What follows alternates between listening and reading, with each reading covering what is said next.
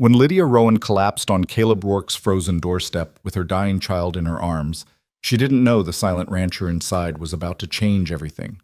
One brutal Kansas blizzard, one desperate widow with nowhere left to run, one broken man who'd sworn never to open his heart again. What began as a single night of mercy became a marriage of necessity, and then something neither of them expected. Stay with me until the end, and comment what city you're watching from so I can see how far this story travels. The wind screamed like a dying animal across the Kansas prairie, driving snow so thick Lydia Rowan couldn't see her own frozen hands clutching her son against her chest. Little Thomas had stopped crying an hour ago. That terrified her more than his screaming ever had. "Stay with me, baby," she gasped, her voice swallowed by the storm. "Stay with Mama, please, Thomas, please stay awake."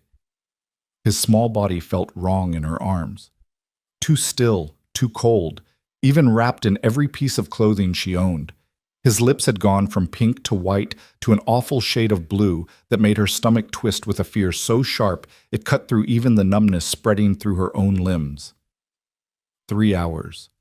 3 hours since Herman Polk had thrown them out of the tenant shack, her belongings scattered in the dirt behind them like trash. She could still see his cruel smile, could still hear his words. "Your husband's been dead 6 months, Mrs. Rowan. That deal died with him. I got a man willing to pay real rent, not work promises from a woman with a brat." She'd begged. God help her, she'd gotten on her knees in the frozen mud and begged, with Thomas crying behind her. Polk had just laughed and slammed the door she'd called home for 4 years. Now the storm that had been threatening all morning had turned into a white hell, and Lydia was lost. The town was somewhere behind her, or was it ahead? She couldn't tell anymore. The world had become nothing but white and cold and the awful certainty that she was killing her son by dragging him through this frozen nightmare. "I'm sorry," she sobbed, stumbling over something buried in the snow. "Thomas, I'm so sorry. I tried. I tried so hard, baby." Her knees buckled. She caught herself, but barely. Her legs felt like wood, stiff and unresponsive. How long before she just stopped? How long before she lay down in this white grave and pulled her son close for the last time? No. No, she wouldn't quit. Couldn't quit. Not while Thomas still breathed. Through the shrieking wind, she saw something dark. A shape. She blinked, certain it was a hallucination, but it remained. A building. A fence. Hope exploded in her chest, painful and bright. She forced her legs to move, half walking, half crawling toward that dark shape. It grew larger, a barn. Behind it, a house. Not a tenant shack like Polk's place, but a real house, 2 stories, with a porch and, oh God, smoke coming from the chimney. Someone was home. Someone with a fire. Lydia's vision blurred. She couldn't feel her feet anymore, couldn't tell if she was still walking or if she'd fallen. The porch steps appeared suddenly, impossibly tall. She dragged herself up them, Thomas clutched against her with the last of her strength. The door. She had to knock on the door. She raised her fist, but her arm wouldn't cooperate. Instead, she fell against the wood, her shoulder hitting hard enough to make a sound. Then again, and again. "Please," she tried to shout, but her voice came out as barely a whisper. "Please, someone, my baby, please." The door swung open, and Lydia fell forward into warmth and light. Strong hands caught her before she hit the floor. She looked up and saw a man's face. Hard features, dark beard, eyes the color of storm clouds. His mouth was moving, but the wind was still too loud in her ears. "My son," she managed to force out. "Please, he's so cold. Please." Then the darkness came up and swallowed her whole. Yeah. When consciousness returned, it came in pieces. Warmth first. Blessed, painful warmth that made her frozen skin scream. Then softness beneath her. Voices, low and urgent. The crackle of fire. "Thomas!" Lydia's eyes flew open and she tried to sit up, but her body wouldn't obey. Every muscle felt like it had been beaten with a hammer. "Easy now." A man's voice, deep and rough, like gravel under wagon wheels. "Don't move too fast." She turned her head and saw him, the man from the door, kneeling beside what looked like a settee near a massive fireplace. His large hands were rubbing a small body wrapped in blankets. Thomas. Her son's face was still too pale, but his eyes were open, and he was making small whimpering sounds. Is he? Her voice cracked. He's alive. The man didn't look at her, focused entirely on Thomas, working the boy's small hands between his own much larger ones. Got here just in time. Another hour out there. He didn't finish the sentence. He didn't have to. Lydia tried again to sit up, and this time managed to prop herself on her elbows. She was on a settee across from where the man worked on Thomas. A heavy quilt covered her, and her wet clothes were gone, replaced by a man's flannel shirt that hung to her knees. Heat flooded her face. I changed your boy, the man said, as if reading her thoughts. Got him out of those wet clothes. Yours were soaked through too. My wife's old nightdress and robe are there. He jerked his chin toward a chair where clean clothing waited. I put you in one of my shirts so you wouldn't freeze while you were out. Didn't touch nothing I shouldn't have. You have my word. There was something in his voice, a carefully maintained distance, a formality that somehow made her believe him. Still, Lydia's face burned. Mama? Thomas's small voice cut through her embarrassment. I'm here, baby. Tears spilled down her cheeks. Mama's here. I'm cold, Mama. I know, sweetheart. I know. This kind man is helping us get warm. The man, she still didn't know his name, stood abruptly and moved to a kitchen area visible through an archway. He returned with 2 mugs, one small and one large. Steam rose from both. Warmed milk with honey, he said, handing the smaller mug carefully to Thomas. The boy's hands shook too badly to hold it, so the man supported it, helping him take tiny sips. Slow now, not too much at once or you'll be sick. He handed the larger mug to Lydia. Same for you, drink it slow. The warm liquid was the most delicious thing she'd ever tasted. It burned going down, but it was a good burn, spreading warmth through her chest and stomach. She hadn't realized how hungry she was until that moment. When had she last eaten? Yesterday morning, maybe. She'd given Thomas the last of their bread at midday. They sat in silence for several minutes, the only sounds the crackling fire and Thomas's small sips. The man moved away to add more wood to the flames, then stood with his back to them, staring into the fire as if they weren't there. Lydia studied him. He was tall, taller than her late husband had been, with broad shoulders and the weathered look of a man who worked outdoors. His dark hair needed cutting, touching his collar and the back, and his beard was thick but trimmed close. His clothes were simple but clean. Denim trousers, a wool shirt with the sleeves rolled up. Working man's clothes, but well made. The house around them was too nice for a common farmhand. Large, well-built, furnished with solid pieces that spoke of money, or at least stability. But there was something off about it, too. It took her a moment to realize what. The house felt empty. Not of furniture, but of life. No curtains on the windows, no rugs on the floors except one before the hearth. The mantel over the fireplace was bare of the small decorations a woman would place there. No clock, no photographs, no trinkets. I'm Lydia Rowan, she said finally, because the silence was becoming heavy. This is my son, Thomas. We're grateful to you, Mr. Rourke. Caleb Rourke. He didn't turn around. You were at Polk's place. It wasn't a question, but she answered anyway. Yes, my husband and I rented one of his tenant shacks. Robert was going to buy it from him eventually. They had an arrangement. But Robert died 6 months back, kicked by a horse, and Mr. Polk, she couldn't finish. Polk threw you out. Still, Caleb didn't turn, but something in his voice had gone cold and hard. In this weather, with a child, he said he had someone willing to pay real money, said a widow with a boy wasn't worth keeping on. The words hurt to say, even now, safe and warm in this stranger's house. They made her feel worthless, disposable. Polk's a bastard. Caleb said it matter-of-factly, like he was commenting on the weather. Always has been. Your husband should have had the deed in writing. He did. Lydia's hands tightened on the mug. Mr. Polk burned it. Said he couldn't find any such paper, that Robert must have been lying about their arrangement. Now Caleb did turn, and the look on his face made her shrink back into the settee. It wasn't directed at her, she realized. It was pure rage aimed at Herman Polk.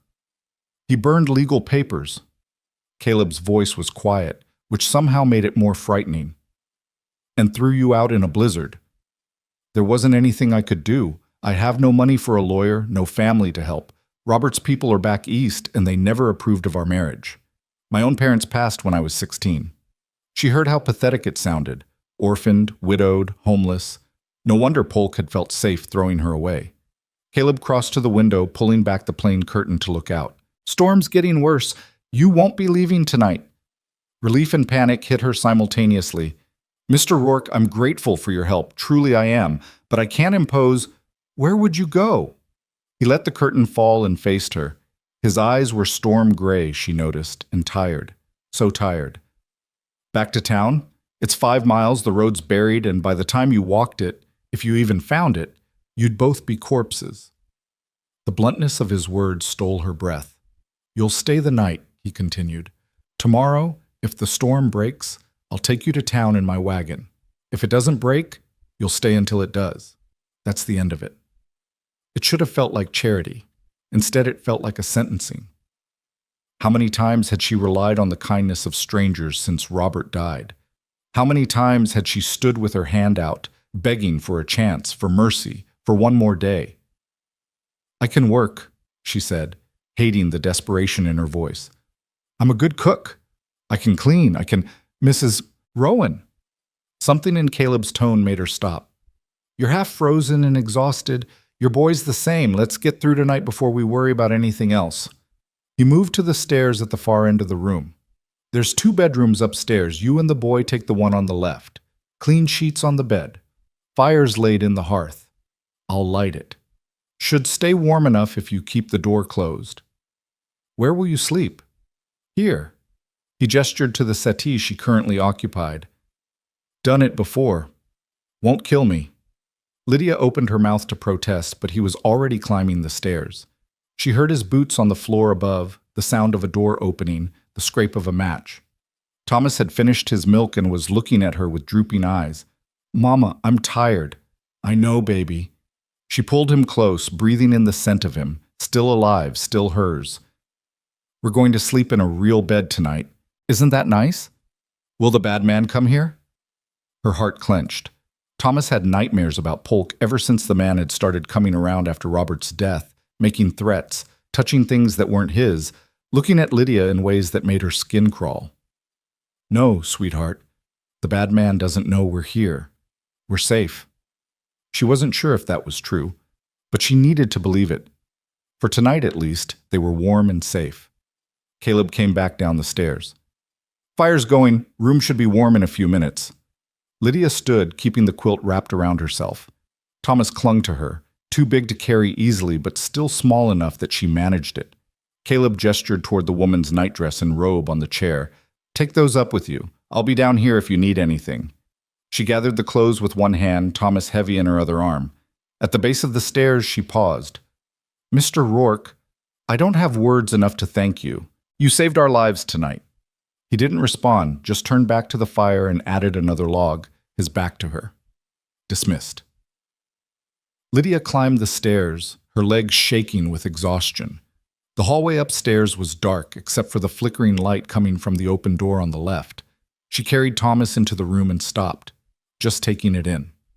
It was the most beautiful room she'd seen in years, large with a real glass window, a full-size bed with an iron frame, a proper dresser, and a washstand with a pitcher and basin. The fire Caleb had lit in the small hearth cast dancing shadows on the walls. The bed had clean white sheets, a thick quilt, and pillows, real feather pillows, not the straw-stuffed ones she'd used at Polk's. Thomas was already asleep by the time she laid him on the bed. She changed quickly into the nightdress, which was too big but clean and soft, then added the robe over it. The woman who'd owned these things had been taller than Lydia, broader in the shoulders. Caleb's wife, he'd said. Where was she? Dead, Lydia guessed. Something in the way Caleb had said, my wife's old nightdress. Old, not current. Something in the emptiness of the house, the absence of a woman's touch. Something in his eyes, that bone-deep weariness that came from loss. She climbed into bed beside Thomas, pulling the heavy quilt over them both. The mattress was real horsehair, not corn shucks. The sheet smelled like lavender and winter air. The pillow cradled her head like a cloud. For the first time in 6 months, Lydia Rowan felt safe. She closed her eyes and let herself fall into darkness. While downstairs, Caleb Rourke sat alone by his fire and tried not to remember the last time he'd heard a woman's footsteps in his house. Lydia woke to gray morning light filtering through the window and the sound of wind still howling outside. The fire had burned down to embers, but the room was still warm beneath the thick quilt. Thomas slept curled against her side, his breathing deep and even. She lay still for a long moment, letting herself feel the simple luxury of warmth and safety. Then reality crept back in. Today the storm would break, and Caleb Rourke would take them to town. And then what? She had no money, no home. Herman Polk still owned half the rentals in the area, and he'd make sure no one else would take her in. She'd have to throw herself on the mercy of the church, maybe, or find work that would let her keep Thomas with her. But what work could a widow with a small child do? Most decent positions required references she didn't have, skills she'd never learned. The spiral of panic was starting when she heard footsteps below, then the sound of a door opening and closing. She rose carefully, not wanting to wake Thomas, and moved to the window. Through the frost on the glass, she could see Caleb trudging through knee-deep snow toward the barn, his coat collar pulled up against the wind. The storm wasn't breaking. If anything, it looked worse than yesterday. A strange feeling moved through her, relief and guilt intertwined. Relieved she didn't have to leave yet. Guilty for being relieved. She turned from the window and looked around the room properly in the daylight. Like the rest of the house, it was well made but bare of personal touches. No pictures on the walls, no brush on the dresser. The only sign anyone had ever lived here was a water stain on the wallpaper near the ceiling and a small notch in the windowsill, as if someone had once kept the window propped open with a stick. The door across the hall was closed, the master bedroom, she assumed. Did Caleb sleep there, or had that been too much after his wife died? Was that why he'd slept downstairs on the settee? Thomas stirred and opened his eyes. "Mama?" "I'm here, sweetheart." She moved back to the bed and smoothed his hair. "How do you feel?" "Warm." He said it with wonder, like he'd forgotten what warm felt like. "Are you hungry?" He nodded, and Lydia's stomach twisted. She had no food to give him, no way to feed him except to depend, once again, on a stranger's charity. "Let's go downstairs and see if Mr. Rourke has something for breakfast." She helped Thomas dress in his clothes from yesterday, dry now, though they'd need washing. She pulled the robe tight over the borrowed nightdress, feeling exposed and awkward, but she had no choice. Her own dress was presumably still wet. Downstairs, the house was empty, but warm. Caleb had built up the fire before going out. On the table near the kitchen, a solid oak piece that could seat 8, she found bread, butter, and a jar of preserves. A pot of coffee sat on the stove, still hot. No note, no instructions, but the meaning was clear. Help yourself. Lydia cut bread for Thomas and spread it with butter and preserves, watching him eat like he hadn't seen food in days. Which wasn't far from the truth. She poured herself coffee, black because she didn't want to presume to use his cream and sugar, and stood at the window watching the snow fall. The barn was a dark shape through the white curtain of the storm. What was Caleb doing out there? Feeding animals, she supposed? Rancher, he'd said he was. Or had he? No, she'd just assumed. She finished her coffee and looked around the kitchen. It was clean but clearly the domain of a man living alone. No curtains on the windows, no cloth on the table, no plants or decorations. The stove was good quality, but looked like it had seen hard use. The shelves were stocked with basic staples, nothing fancy. Before she could talk herself out of it, Lydia began to clean. She washed the few dishes in the basin, dried them, put them away. She found a broom in the pantry and swept the kitchen floor. In the main room, she folded the quilts Caleb had used on the settee, straightened the cushions, swept the hearth. It felt presumptuous to touch his things, to move through his space like she belonged there. But she couldn't just sit idle, couldn't just take without giving something back, even something as small as a swept floor. She was washing the windows. They were filthy, covered in months of dust and grime, when the door opened and Caleb stamped in, bringing a gust of snow and cold air with him. He stopped just inside, staring at her standing on a chair with a rag in her hand. "What are you doing?" She climbed down quickly, feeling her face heat. "I'm sorry. I just thought, you've been so kind, and I wanted to help. I can stop if..." The windows needed cleaning. He shrugged out of his coat and hung it on a peg by the door. Snow clung to his beard and eyebrows. Storm's not letting up. Probably won't for another day or two. 2 more days. Relief and guilt again, that twisted combination. I'm sorry to impose on you longer than, not your fault the weather won't cooperate. He moved to the fire and held his hands out to the flames. The boy all right? Yes. He ate. Thank you for leaving the food out. Plenty more in the pantry. Help yourself to whatever you need. The words were gruff, but not unkind. Lydia clutched the rag, unsure what to do with her hands. Is there anything I can do? Any work you need help with? You're recovering from nearly freezing to death. Sit down. Rest. I've been resting. I feel fine. That wasn't entirely true. Her muscles still ached, and her fingers and toes burned with the return of circulation. But she couldn't just sit idle while he worked. Please, Mr. Rourke, let me help. He turned and studied her with those storm-gray eyes. You know how to cook? Yes. The chickens need feeding. Barn cat needs feeding. I've got beef in the cold cellar that needs to be brought up and cooked before it turns. I was planning on just frying it, but if you can make it into something more... He trailed off, looking uncomfortable. I'm not much of a cook. I can make it into a stew, if you have vegetables, potatoes, that sort of thing. Pantry's stocked. My housekeeper... He stopped, his jaw tightening. There's plenty there. Use what you need. Housekeeper, past tense. Another loss, another absence in this house full of empty spaces. Thank you, Lydia said. I'll make us something good. For just a moment, something flickered in Caleb's eyes, surprise maybe, or gratitude. Then it was gone, and he was turning away again, moving toward the stairs. I need to change out of these wet clothes. You need anything from upstairs before I go up? No, we're fine. He climbed the stairs, and Lydia heard the sound of that closed door opening, then closing. The master bedroom. So he did still sleep there. She turned to Thomas, who was watching her with wide eyes from his spot at the table. Come on, sweetheart. Let's see what we can make for dinner. The pantry was indeed well stocked. Flour, sugar, salt, dried beans, rice, canned goods, root vegetables stored in a bin, even some dried herbs hanging from hooks. The cold cellar, accessed through a door in the pantry floor, contained the beef Caleb had mentioned, along with pork, more vegetables, and what looked like wheels of cheese wrapped in cloth. This was no poor man's ranch. Caleb Rourke had money, or at least security. The question was why a man with a house like this, land like this, was living alone. Widow, her mind whispered. Like you. She pushed the thought away and focused on work. She brought up the beef, a good roast, well marbled, and set it in the kitchen.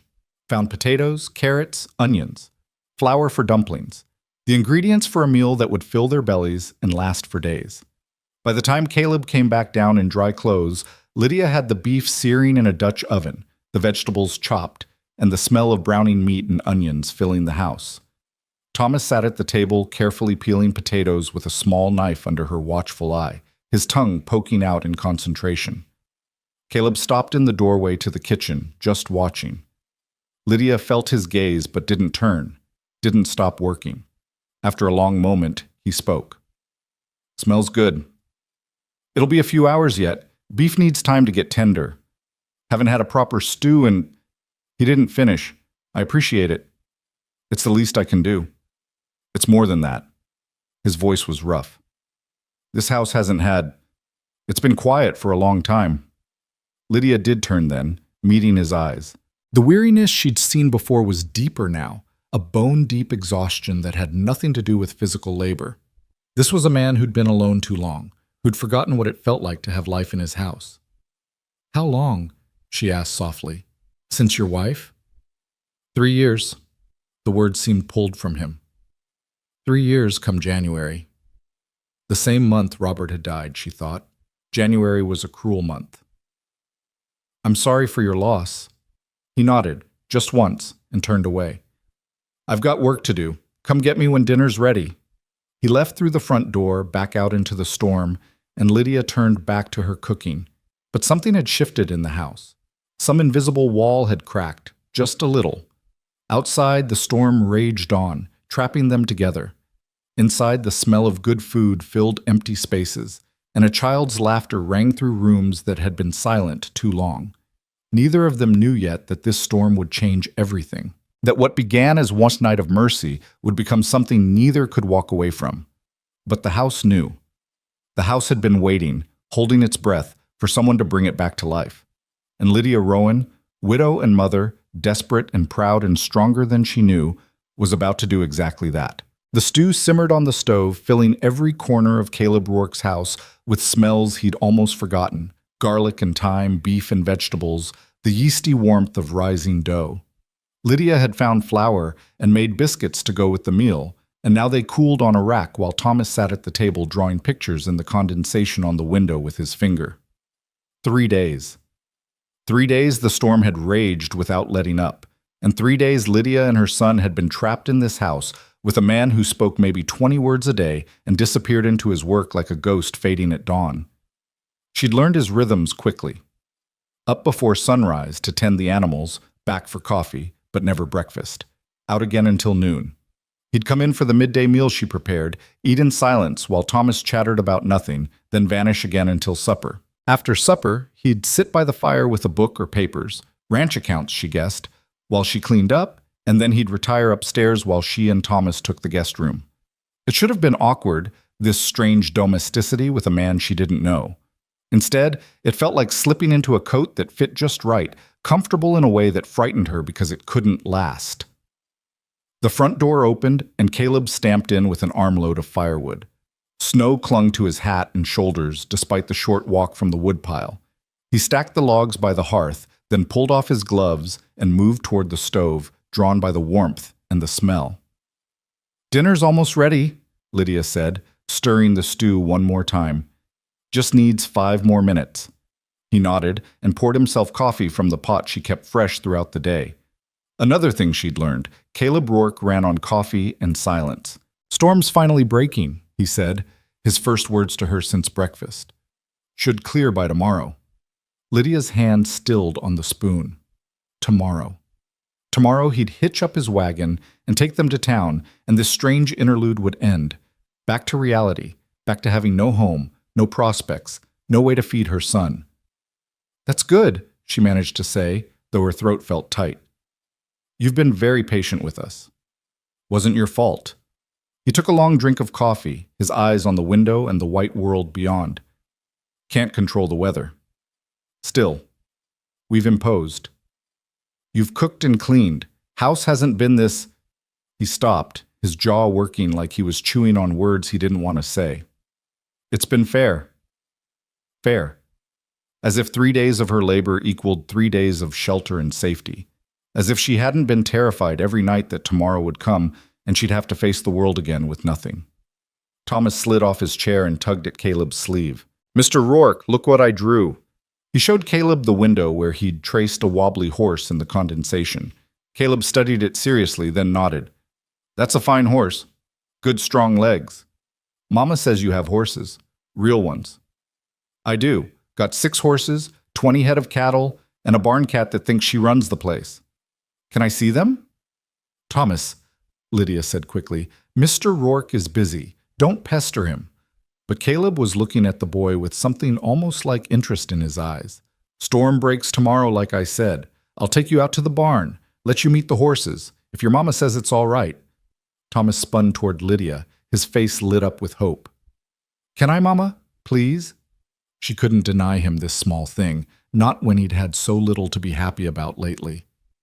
"If Mr. Rourke doesn't mind, and if you promise to be good and do exactly what he tells you." "I promise." The smallest hint of a smile tugged at Caleb's mouth, there and gone so fast Lydia almost missed it, but she'd seen it, and something warm bloomed in her chest. He wasn't as hard as he pretended to be, this silent rancher. They ate dinner at the big table, and for once Caleb lingered over his meal instead of bolting it down and retreating to his paperwork. Thomas filled the silence with 3-year-old chatter, stories about the pictures he'd drawn, questions about the horses, observations about the snow. Caleb answered in his sparse way, but he answered, and once or twice Lydia caught him watching Thomas with something tender in his storm-gray eyes. After dinner, Thomas fell asleep on the settee by the fire, worn out from talking. Lydia covered him with a quilt and started to clear the table, but Caleb's voice stopped her. "Leave it. Come sit down." She turned, surprised. He'd pulled one of the chairs closer to the fire and was settling into another with his coffee. An invitation. The first real one he'd offered. Lydia sat, smoothing her borrowed nightdress. She'd been wearing it for days now, rotating between it and her own dress that she washed and hung to dry. She felt shabby and out of place in this nice house, but Caleb didn't seem to notice or care. "You'll need a plan," he said, his eyes on the fire, "for when you get to town." The warmth in her chest turned cold. "I know. Polk won't rent to you. He's got friends who won't either." "I know that too. So what will you do?" Lydia wrapped her arms around herself, suddenly cold despite the fire. "I'll find work. There's Mrs. Henderson who takes in washing. Maybe she needs help, or the hotel might need a maid. That won't pay enough for room and board, not with a child. Then I'll figure something else out." Her voice came out sharper than she intended. "I always do."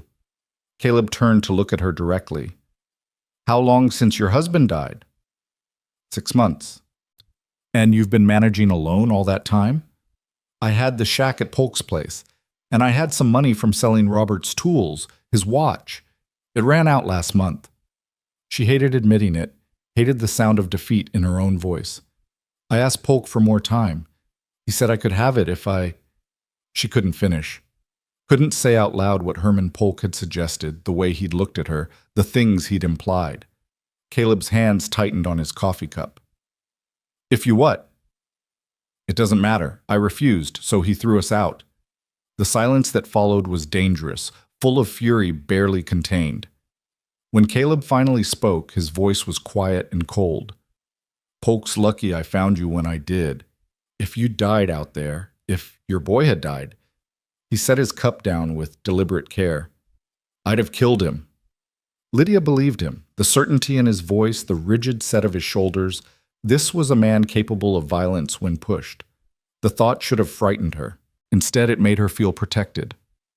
"But we didn't die," she said softly. "You saved us. And tomorrow, I'm taking you back to a town where you have no money, no home, and no prospects. Some salvation, that is. What else can you do? We can't stay here forever." "Why not?" The words hung in the air between them. Lydia stared at him, certain she'd misheard. "What?" Caleb shifted in his chair, looking uncomfortable. "This house has been empty too long. I can't keep up with it alone. The cooking, the cleaning, the mending. I tried hiring a housekeeper after Sarah died, but she was old and her rheumatism got bad. She quit last fall. Haven't found anyone else." "I don't understand what you're suggesting." "You need a home. I need help." He met her eyes, and she saw no subterfuge there, no hidden agenda, just a simple practical man stating a simple practical problem. "You could stay. Work for room and board. The boy, too. There's plenty of space." Lydia's heart hammered against her ribs. Stay here? In this warm house with its solid walls and full pantry? Let Thomas grow up safe instead of scared? It sounded like a dream, which meant it couldn't be real. "People would talk," she said, "a widow living alone with a single man." "Let them talk. Nearest neighbor is 3 miles away, and I don't give a damn what Herman Polk and his friends think." "It wouldn't be proper." "Neither is freezing to death in a blizzard," his voice roughened. "I'm offering you honest work, Mrs. Rowan. Nothing more. You'd have your own room, your boy would be safe and fed, and you'd answer to no one but yourself. That's more than you'll get anywhere else." He was right, and they both knew it. Still, Lydia hesitated. There had to be a catch, something he wasn't saying. Men didn't offer sanctuary without expecting something in return. "If I stayed," she said carefully, "what exactly would my duties be?" "What you've been doing. Cooking, cleaning, mending, maybe help in the garden come spring. I'd pay you, not much, but enough to save if you wanted to move on eventually." "And that's all?" Understanding flashed in his eyes, followed by something that might have been anger, but not at her. "I'm not Herman Polk, Mrs. Rowan. I'm not looking for anything except someone to keep my house in order. My wife's been dead 3 years, and I loved her enough that I'm not interested in replacing her, especially not with a woman who'd only be here because she had no other choice. The bluntness of it stung, but Lydia appreciated the honesty. Better to know where she stood than to wonder and worry. How long would you want me to stay? As long as it suits us both. You want to leave? You leave. Just give me fair warning so I can find someone else. It was more than fair. It was generous, though Caleb would probably deny it. And it meant Thomas would be safe, warm, fed. That alone was worth any gossip, any impropriety. All right, she said. I'll stay. Something eased in Caleb's expression, though he only nodded. Good. That's settled then. He picked up his coffee and went back to staring at the fire, and Lydia understood the conversation was over. She rose quietly and went back to the kitchen to finish cleaning up, her mind spinning. She was going to stay. In this house, with this strange, silent man, indefinitely. It should have felt dangerous, reckless. Instead, it felt like the first safe decision she'd made in 6 months. The next morning dawned clear and brutally cold. The storm had blown itself out sometime before dawn, leaving the world buried under 3 feet of fresh snow that sparkled like diamonds in the sunlight. Caleb was up early, and Lydia heard him shoveling a path from the house to the barn before she'd even made coffee. Thomas woke excited about seeing the horses and could barely sit still through breakfast. Lydia dressed him in his warmest clothes, still shabby, but at least clean, and wrapped him in quilts before Caleb could take him outside. Keep him away from the hooves, she said, knowing she was being overprotective but unable to stop herself. And don't let him get cold. I'll watch him. Caleb's eyes were warmer this morning, less guarded. He'll be fine. She watched from the window as Caleb led Thomas through the shoveled path toward the barn, her son's small hand swallowed by the rancher's large one.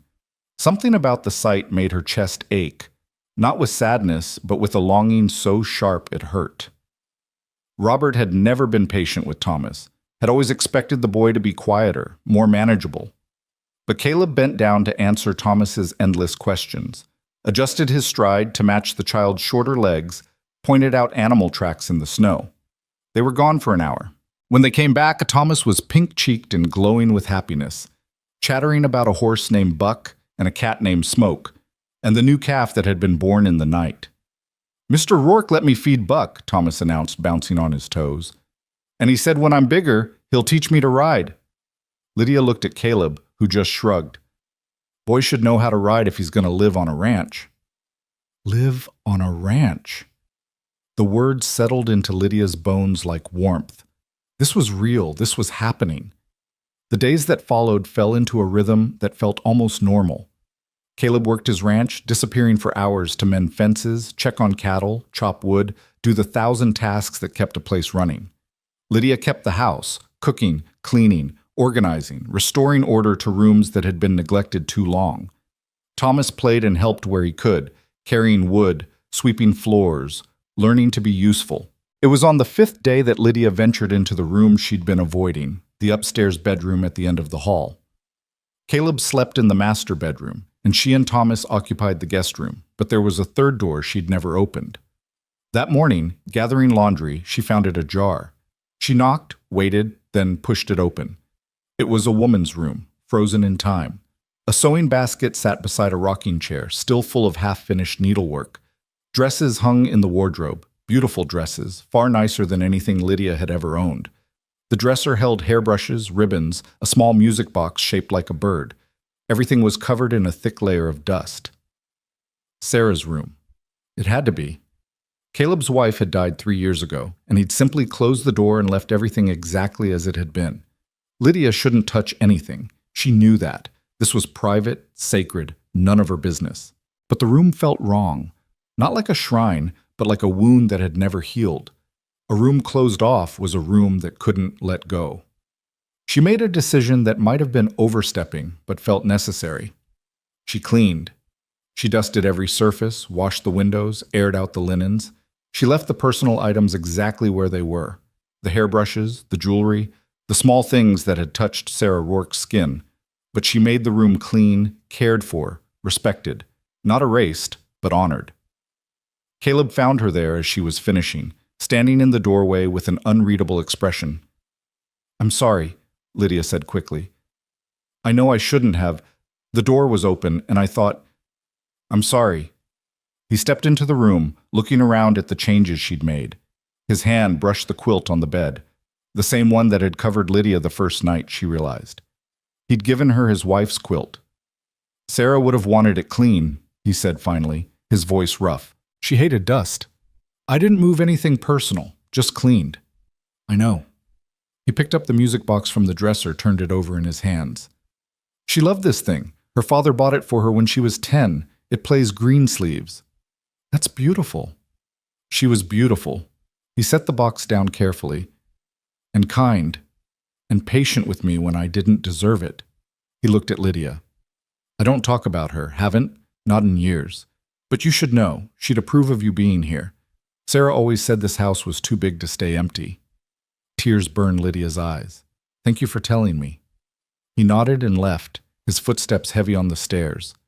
Lydia finished putting away her cleaning supplies, then closed the door gently behind her, not locking away the past, but giving it space to rest.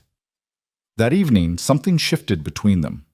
Caleb talked more at dinner, asking about her day, telling her about the calf that was thriving, the fence that needed replacing. Small things, but they felt enormous after days of silence. Thomas sensed the change too, becoming braver, asking Caleb to tell him stories about the horses, about the ranch, about the time a coyote tried to steal one of the chickens. After Thomas fell asleep, Caleb brought out a wooden box from a cupboard and set it on the table. Sarah's sewing things, he said. There's fabric in there, thread, needles. If you want to make the boys some new clothes, help yourself. There's enough to make yourself something too. Lydia looked at the box, overwhelmed. I couldn't. That's too much. It's sitting in a cupboard doing nothing. Sarah would want it used. He pushed the box toward her. Besides, the boy's trousers are getting short. He's growing. He was right. Thomas had grown in the 6 months since Robert died, and Lydia had been letting down hems and letting out seams until there was nothing left to let. She opened the box and found treasures. Beautiful fabric in blues and browns, sturdy cotton for work clothes, even a piece of soft wool for a winter coat. Thank you, she whispered, just being practical. But it wasn't just practical, and they both knew it. This was acceptance. This was Caleb Rourke saying, you're not leaving. This is your home now. 2 weeks after the storm, the world outside had thawed enough for travel, and Caleb announced he needed to go into town for supplies. Lydia's stomach twisted with anxiety. Town meant people who would know she was living here, meant gossip, meant Hermann Polk. I should stay here, she said. You need things, both of you. Caleb was making a list, his handwriting surprisingly neat. Boots for the boy, his are falling apart. Warmer coat, medicine for the cabinet. Anything else? I don't have money I'm buying supplies for my household. That includes you now. He didn't look up from his list. So what do you need? Lydia swallowed her pride because Thomas needed boots, needed a coat, needed things she couldn't provide. Just what you said, for Thomas. And for you? I'm fine. Now he did look up, his eyes sharp. Mrs. Rowan, when's the last time you had a new dress? That doesn't matter. It does if you're working for me. Can't have my housekeeper looking like she's starving. People will think I don't pay fair wages. It was the same gruff practicality he'd used before, but Lydia was beginning to understand that this was how Caleb showed kindness, by making it seem necessary, logical, nothing to do with generosity or care. A dress would be nice, she admitted, and some stockings. Mine have more darns than original thread. He added it to the list, then folded it and tucked it in his pocket. I'll take Thomas with me. Let him pick out his own boots. You stay here and rest. I don't need to rest. You've worked every day for 2 weeks without stopping. Take a day. His tone left no room for argument. Besides, the boy will enjoy the trip. He was right again. Thomas was thrilled at the prospect of going to town with Mr. Rourke, and Lydia found herself standing on the porch watching them drive away in the wagon, feeling strangely bereft. The house was too quiet without Thomas's chatter, too empty without Caleb's solid presence. She cleaned anyway, because she didn't know what else to do with herself. She baked bread and started a stew for supper. She sat at the table with Sarah's sewing box and began cutting fabric for Thomas's new trousers. But her mind kept drifting to town, to Caleb and Thomas walking into the general store, to what people would say. They returned just before supper, and Lydia knew immediately that something had happened. Caleb's jaw was tight, his eyes hard, and he didn't speak as he carried supplies into the house. Thomas ran to show her his new boots, but even his excitement was dimmed. "What happened?" Lydia asked quietly while Thomas was distracted. "Polk was in town. Caleb set a sack of flour down harder than necessary. Started running his mouth about you living here. Said some things he shouldn't have." Ice slid down Lydia's spine. "What things?" "Doesn't matter. I set him straight." "Caleb." She used his first name without thinking.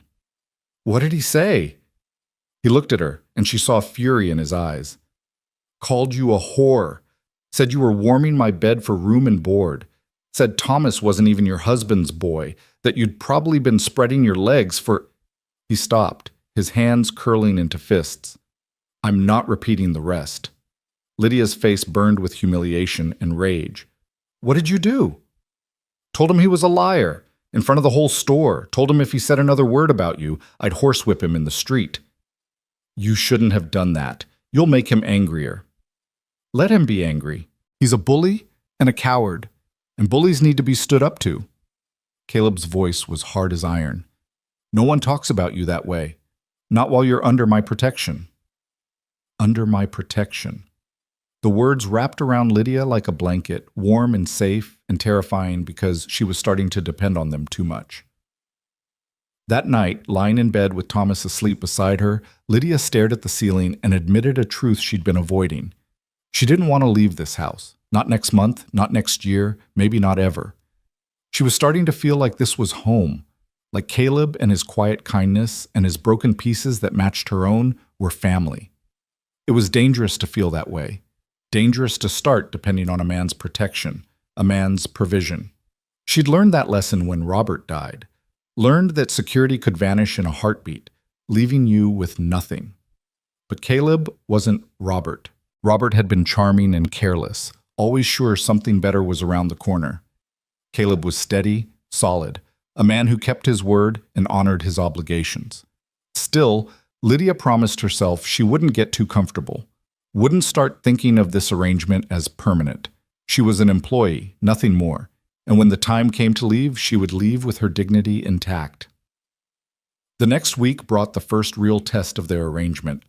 Lydia woke one morning to find Thomas burning with fever, his small body shaking with chills. Panic seized her. She'd lost Robert so quickly, so suddenly, and the thought of losing Thomas too. "Caleb!" She didn't realize she'd screamed his name until she heard his boots thundering up the stairs. He burst into the room, half-dressed, his face tight with alarm. "What's wrong?" "Thomas. He's burning up." Her hands shook as she pressed them to her son's forehead. "I don't know what to do. I don't have any medicine. Let me see." Caleb moved to the bed, his large hand gentle on Thomas's forehead. "He's hot, but not dangerously so. When did this start?" "I don't know. He was fine when we went to sleep." "All right, don't panic." Caleb's calm voice cut through her fear. "I'll ride to town, fetch the doctor. You stay here. Keep him cool. There's feverfew tea in the kitchen cupboard. Make him drink some if you can." He was gone before she could thank him, moving with swift purpose. Lydia followed his instructions, brewing the bitter tea and coaxing Thomas to swallow small sips. She bathed his face with cool water, changed his sweat-soaked nightshirt, held him when he cried for his papa. Caleb returned 3 hours later with Dr. Morrison, an elderly man who examined Thomas with patient thoroughness. "It's just a fever," he announced finally. "Probably a winter cold that settled in his chest. Keep him warm, make sure he drinks plenty of fluids, and it should pass in a few days." The relief was so intense Lydia had to sit down. "Are you sure?" "Sure as I can be, Mrs. Rowan. Your boy is young and strong. He'll be fine." Dr. Morrison packed up his bag and accepted Caleb's payment. "Though I must say I'm surprised to find you here. Mr. Polk told me you'd left the county." "Polk was wrong," Caleb said flatly. "Mrs. Rowan is my housekeeper. She lives here now." "I see." The doctor's tone was neutral, but his eyes were shrewd.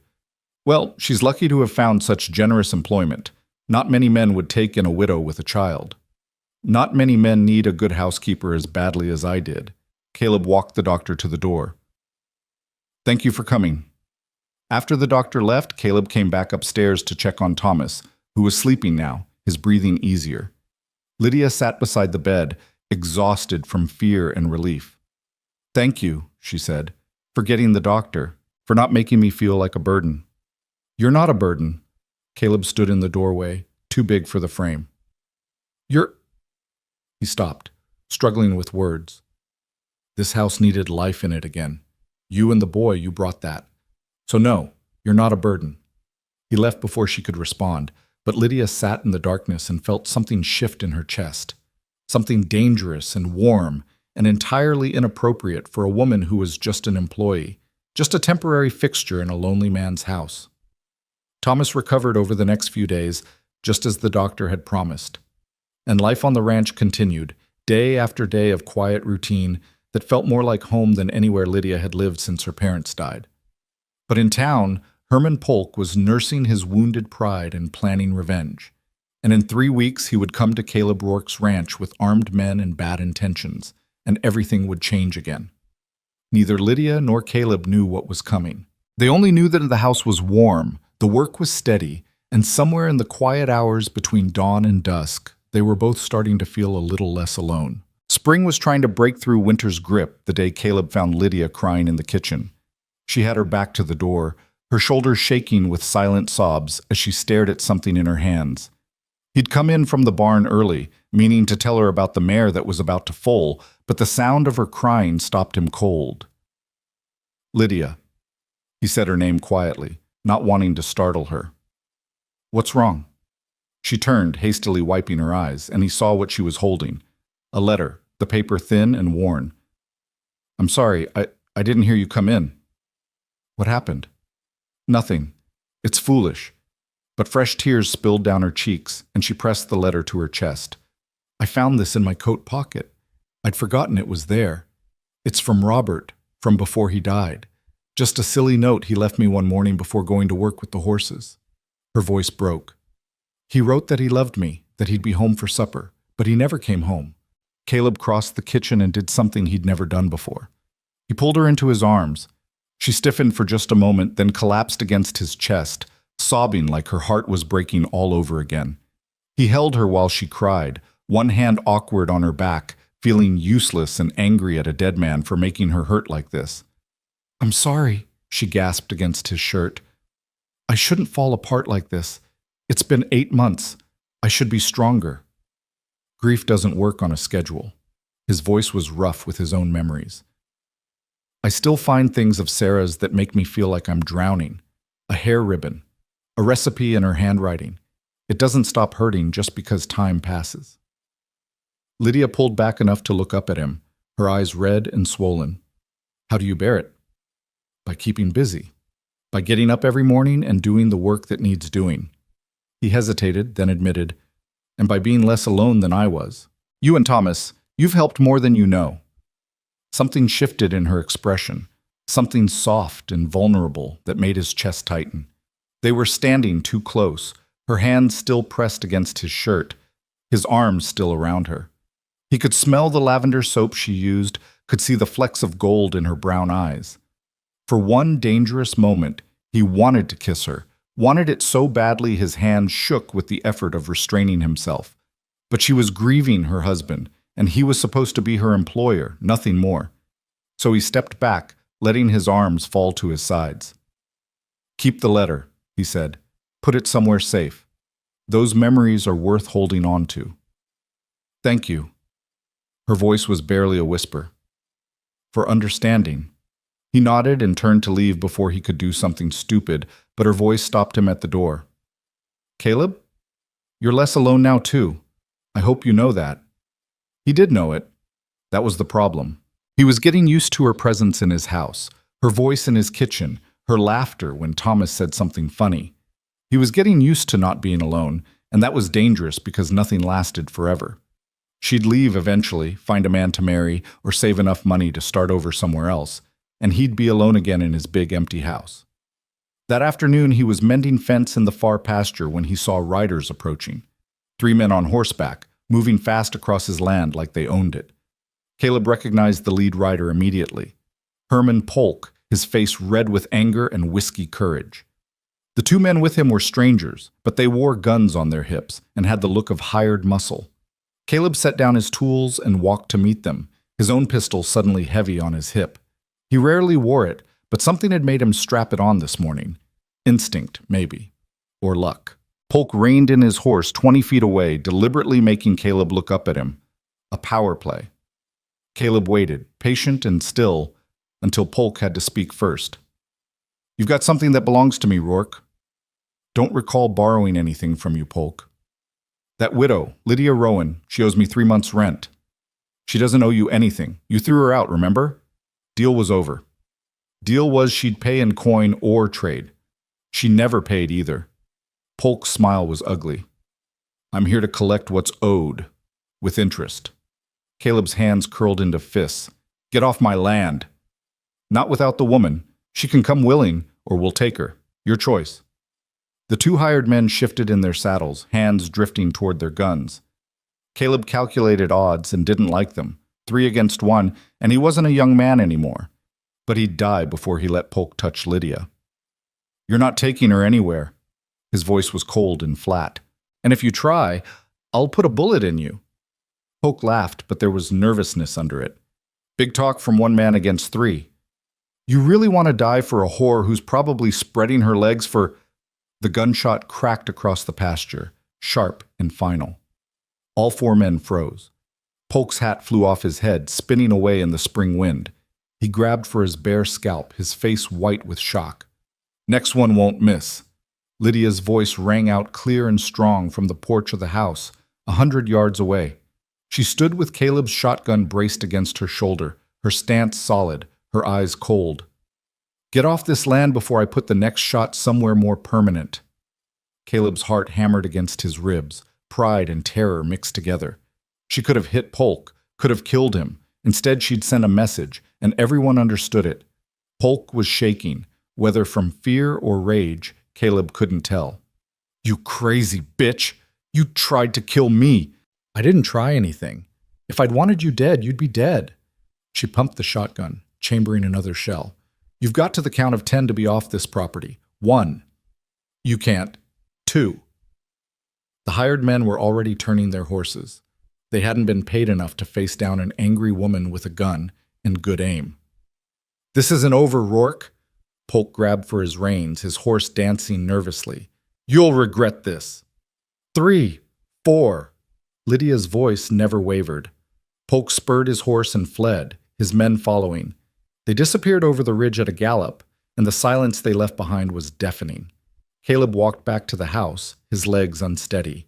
Lydia still stood on the porch, the shotgun lowered now but still in her hands. Thomas peeked out from behind her skirts, his eyes huge. "Where'd you learn to shoot like that?" Caleb asked when he reached her. "My father taught me. He said a woman on the frontier needed to know how to protect herself." Her hands were shaking now, the adrenaline wearing off. "I haven't fired a gun in years. I wasn't sure I still could." "You hit exactly what you aimed at." He took the shotgun gently from her hands. "That was either the best shooting I've ever seen or the luckiest. Bit of both, maybe." She sank down onto the porch steps, suddenly boneless. "I was in the kitchen when I saw them riding up. The way they looked, the way Polk was acting, I knew it was trouble. So I grabbed your shotgun from over the mantel and came out. You could have been killed. So could you." She looked up at him, her eyes fierce. "Did you think I'd stand by and watch him hurt you after everything you've done for us?"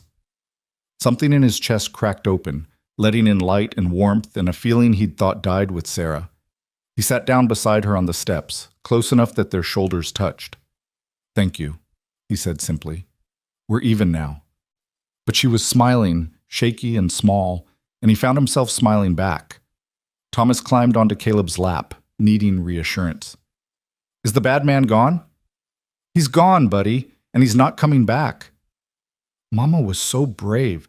She scared him away. She did. Caleb met Lydia's eyes over the boy's head. "Your mama's the bravest person I know."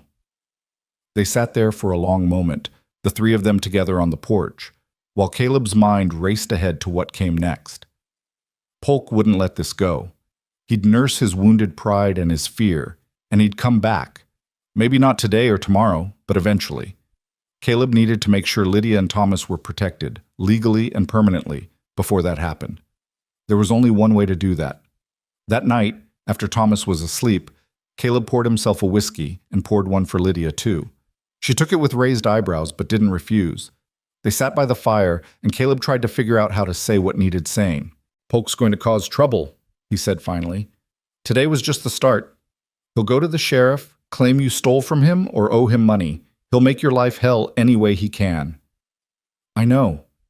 Lydia sipped her whiskey, coughing a little at the burn. "I've been thinking the same thing. There's only one way to stop him permanently. One way to make sure he can't touch you or Thomas." Caleb turned to face her fully. "Marry me." She choked on her whiskey, her eyes going wide. "What?" "Marry me, legally, in front of witnesses at the church." He said it matter-of-factly, like he was proposing a business arrangement, which, he supposed, he was. "If you're my wife, Polk can't claim you owe him anything, can't touch you. And Thomas would be legally mine. I'd adopt him, give him my name.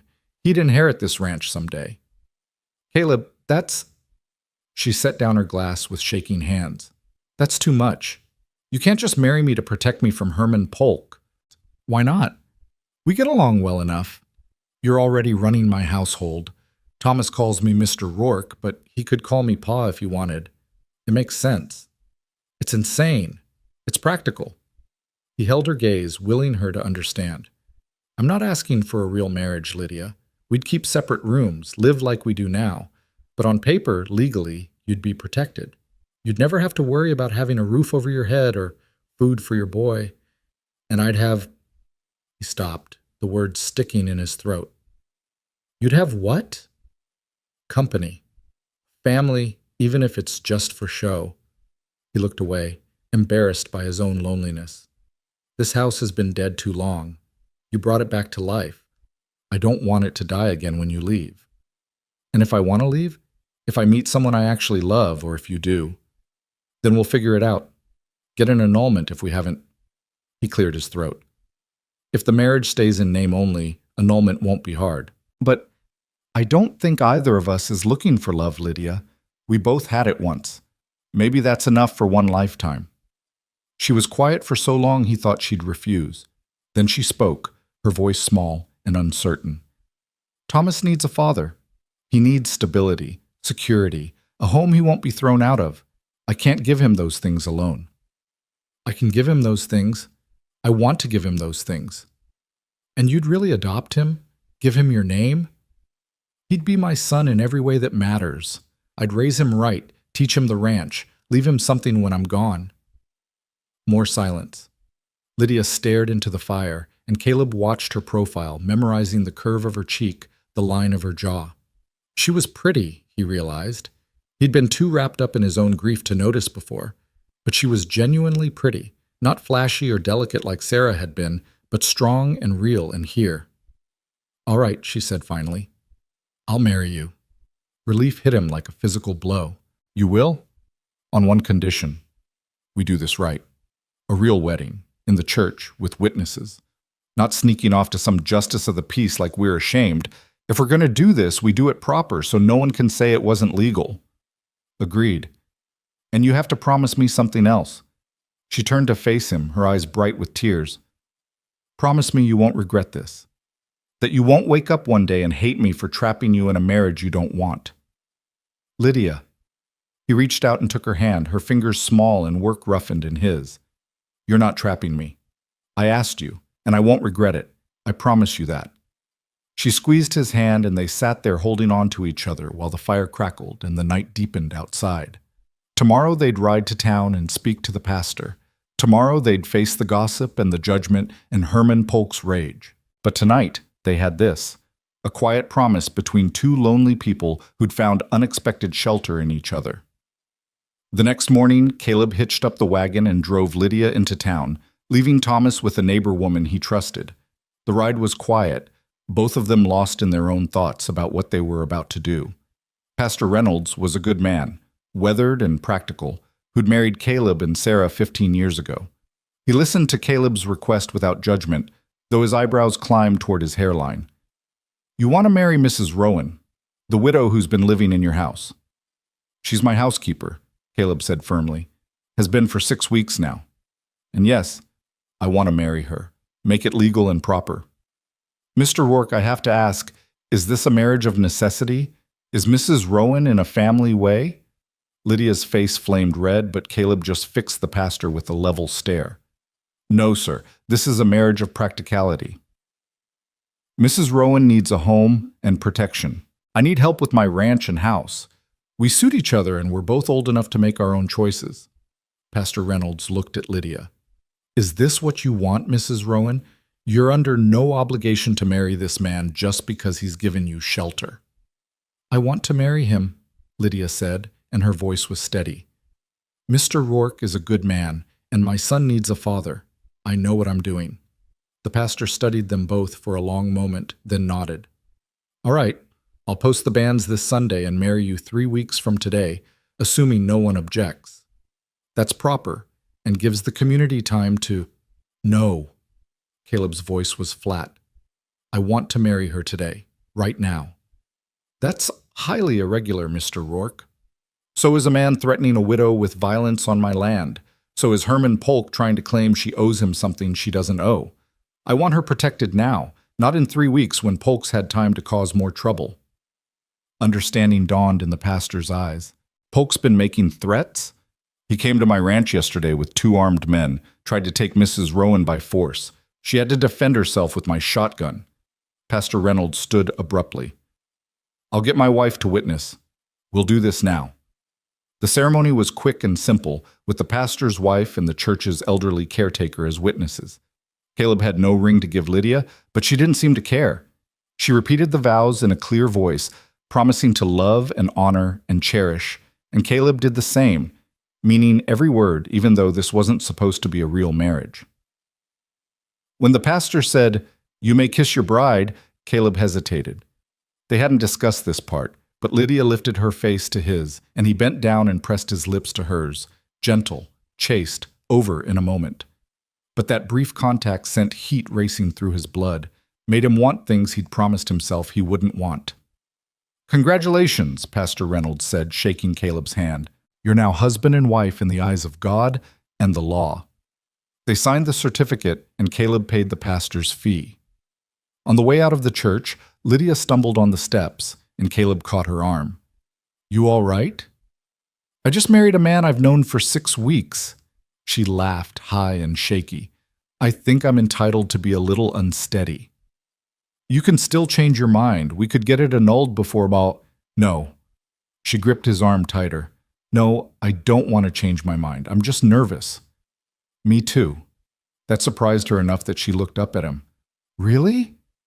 I just married a woman I've known for 6 weeks, who also held off 3 armed men with my shotgun. I'd be a fool not to be nervous. She laughed again, and this time it sounded genuine. We're quite a pair, aren't we? That we are, Mrs. Rourke. Her eyes widened. I'm Mrs. Rourke now. You are. And something about saying it, claiming her with his name, felt right in a way Caleb hadn't expected. They stopped at the general store for supplies, and Caleb made sure to introduce Lydia as his wife to everyone they met.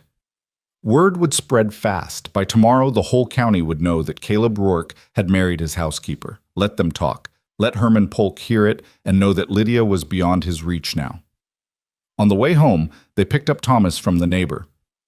The boy bounced with excitement when Caleb told him the news. You're really my pa now. If you want me to be. Caleb's throat was tight. You can keep calling me Mr. Rourke if you'd rather, but yes, I'm your father now, legal and proper. Thomas threw his small arms around Caleb's neck and hugged him fierce and hard. I want to call you Pa. Caleb hugged him back, this small boy who'd become his son in the space of a morning, and felt something break loose in his chest. All the grief and loneliness he'd been carrying for 3 years, cracking open to make room for something new. That night, after Thomas was asleep, Caleb found Lydia standing in the doorway of the master bedroom, looking uncertain. I wasn't sure. She twisted her hands together.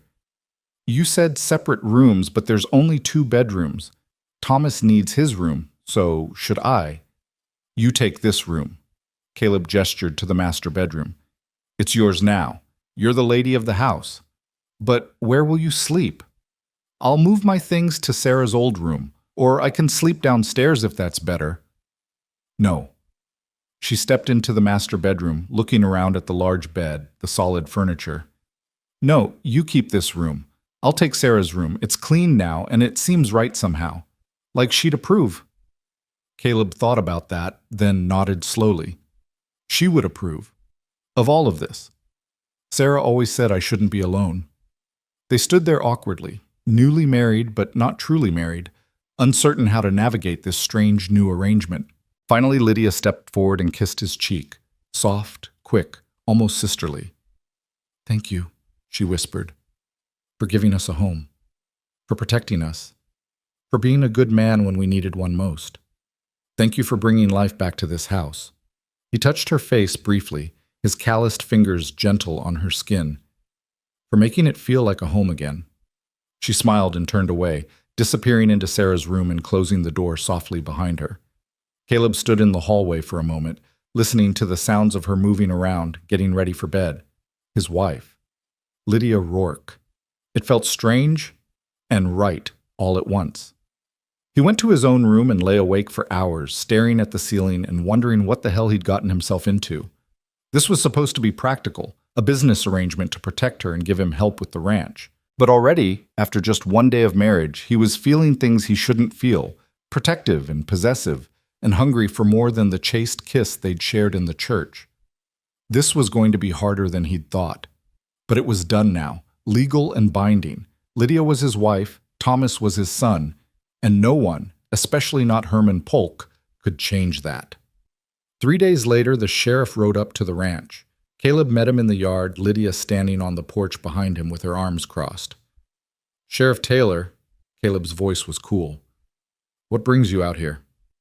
Got a complaint from Herman Polk. Says your woman shot at him, tried to kill him. My wife, Caleb corrected. And she didn't try to kill him. If she had, he'd be dead. She fired a warning shot to defend her home and family when Polk came here with armed men making threats.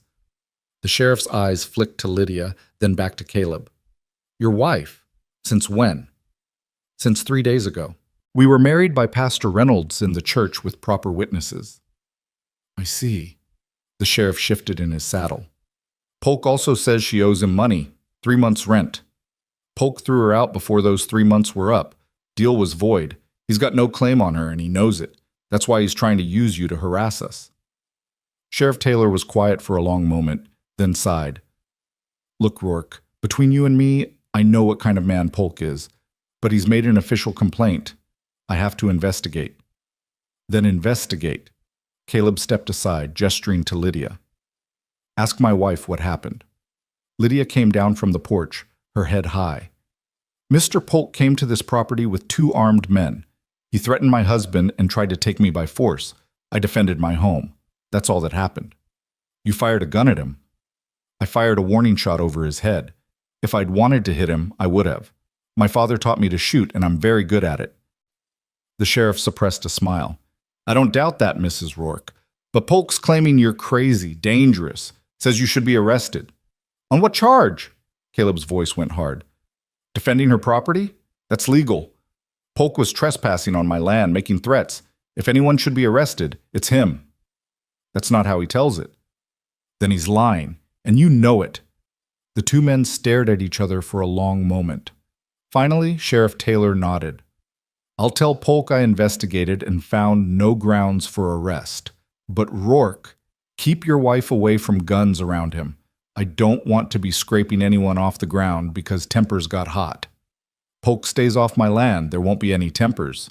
You can tell him that too. The sheriff tipped his hat to Lydia. Ma'am, congratulations on your marriage. He rode away, leaving Caleb and Lydia standing together in the yard. He believed us, Lydia said quietly. He knows Polk. Everyone knows what kind of man he is. Caleb turned to her. But this isn't over. Polk's going to keep pushing until something breaks. Then we'll deal with it when it comes. She took his hand, lacing her fingers through his. Together. He squeezed her hand and they stood there in the spring sunshine, married in name only but bound together by something stronger than passion, by necessity and respect, and the stubborn determination to protect what was theirs. Herman Polk's reckoning was coming. But when it came, he would find not a vulnerable widow and a lonely rancher, but a united family willing to fight for their home. And they did fight. The next Sunday, Caleb took his new family to church for the first time as man and wife. He'd known there would be whispers, but he hadn't expected the cold silence that fell when they walked through the doors. Women turned away, pulling their skirts aside as if Lydia carried disease. Men stared with open speculation, their eyes moving between Caleb and Lydia in ways that made his jaw clench. Thomas pressed close to Lydia's side, frightened by the hostility. Caleb put his hand on the boy's shoulder and steered them to a pew near the front, the same pew he'd sat in with Sarah all those years ago. If the congregation wanted to judge them, they could do it while looking at the backs of their heads. Pastor Reynolds preached about compassion and not casting stones, his eyes pointedly sweeping the pews, but the damage was done. After the service, only 2 people approached them: Mrs. Henderson, the washerwoman, and old Mr. Carter, who owned the feed store. "Don't let them get to you," Mrs. Henderson said quietly, squeezing Lydia's hand. "Small minds make for cruel tongues. You hold your head high, Mrs. Rourke." "Thank you," Lydia whispered, her eyes bright with unshed tears. On the church steps, Herman Polk blocked their path. He'd cleaned up since the confrontation at the ranch, wearing his Sunday suit and a smile that didn't reach his eyes.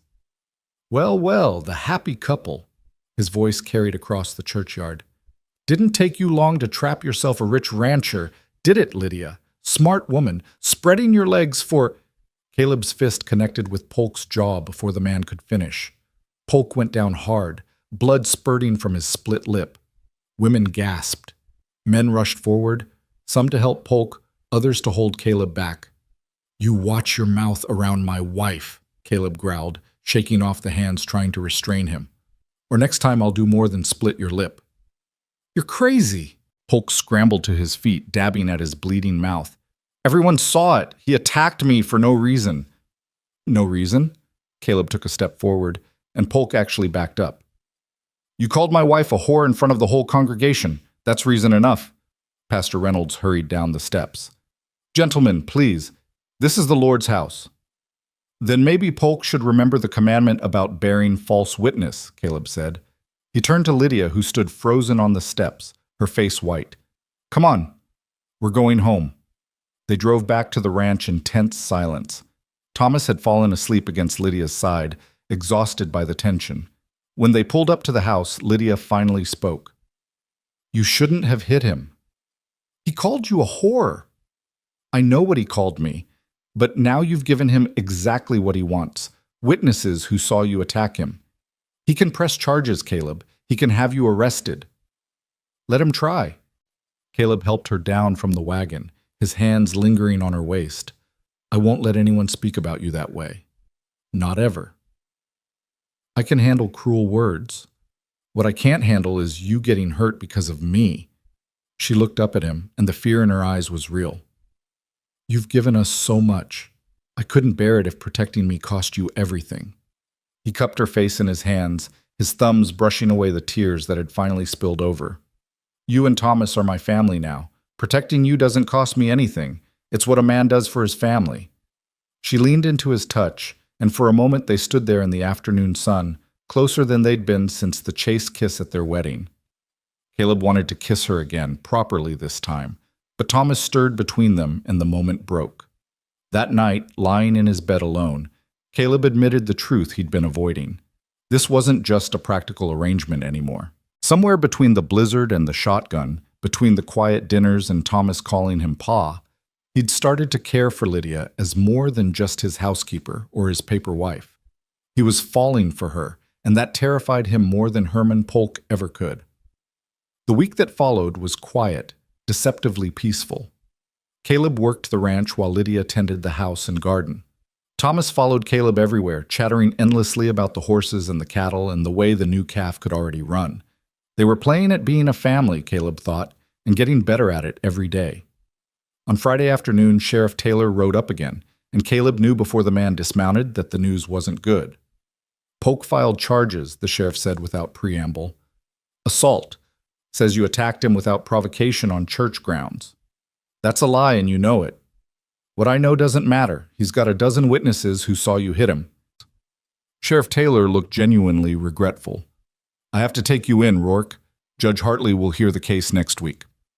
Lydia appeared in the doorway, flour dusting her apron. No, you can't arrest him. He was defending me. I'm sorry, Mrs. Rourke, but the law's the law. The sheriff turned back to Caleb. You can come peaceful, or I can put you in irons. Your choice. Caleb looked at Lydia's stricken face, at Thomas peeking out from behind her skirts, and made a decision. I'll come peaceful, but I need 5 minutes to speak with my wife.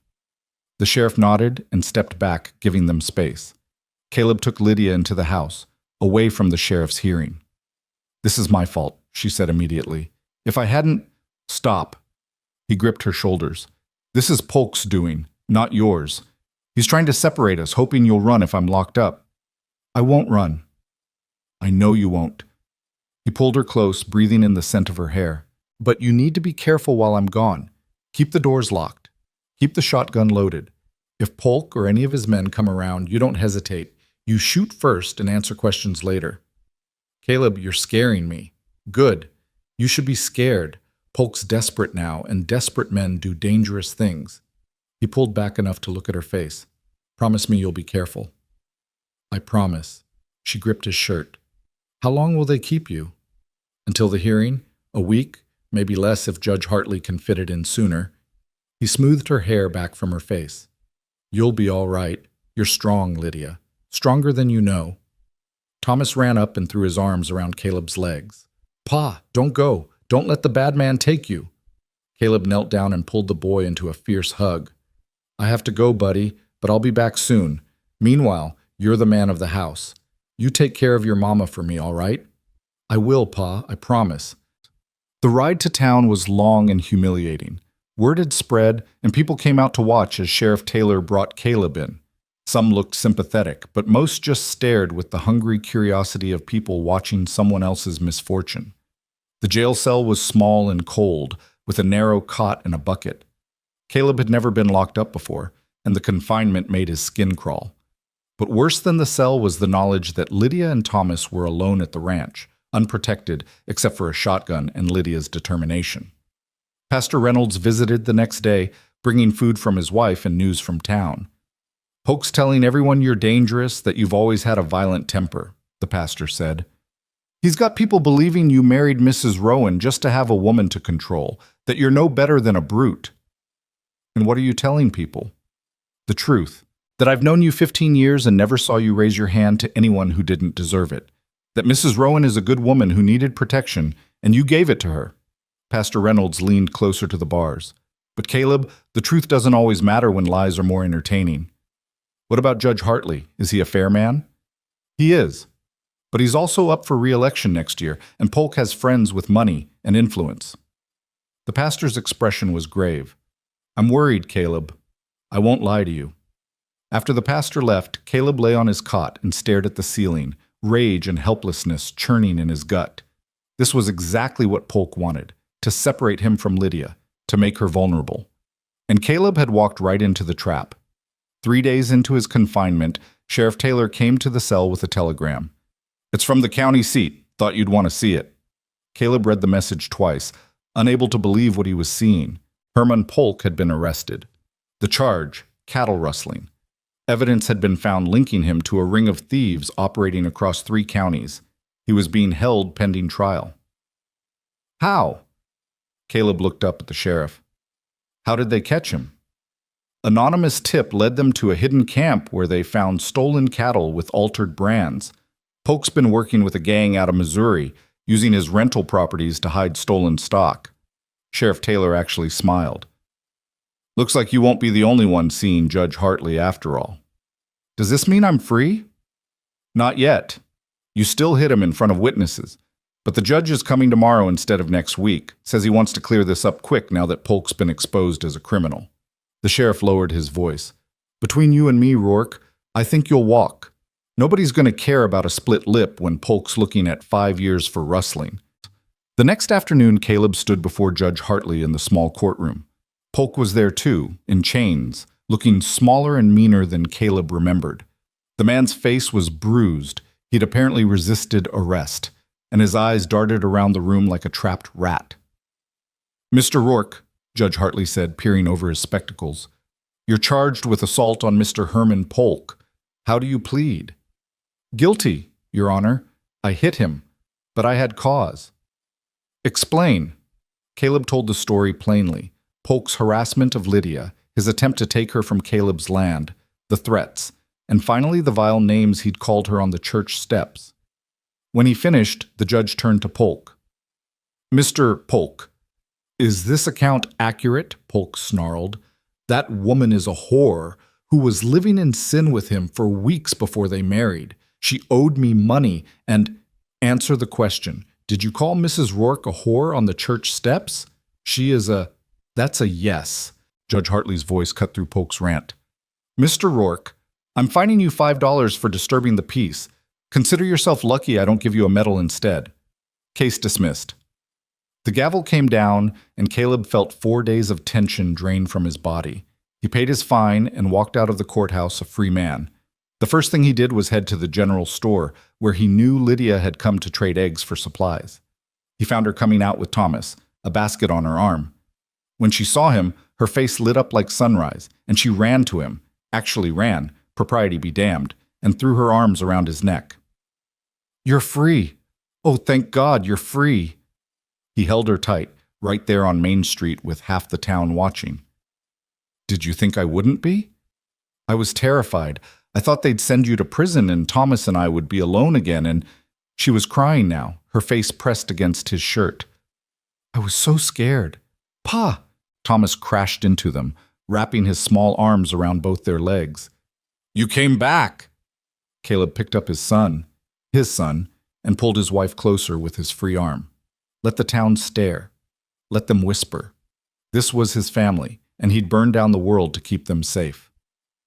That night, after Thomas was asleep and the dishes were washed, Lydia and Caleb sat together on the porch, watching the stars come out. It had become their habit, these quiet evenings when the work was done, sitting close but not touching, talking about nothing important or not talking at all. "Thank you," Lydia said softly, "for everything you did to protect me, for going to jail, for standing up to Polk, for—" "You don't have to thank me." "Yes, I do, because I think—" She turned to face him, and in the lamplight from the window he could see uncertainty and something else in her eyes.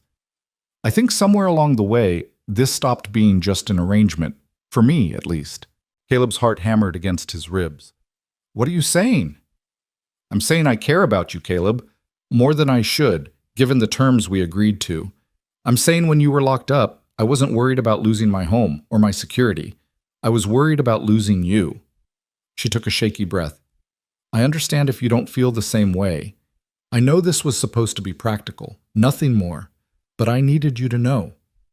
He stared at her, this brave, beautiful woman who'd shot Herman Polk's hat off his head and kept his house running while he was in jail and made him feel alive again after 3 years of just existing. And he made a choice. "It stopped being practical for me too," he said roughly.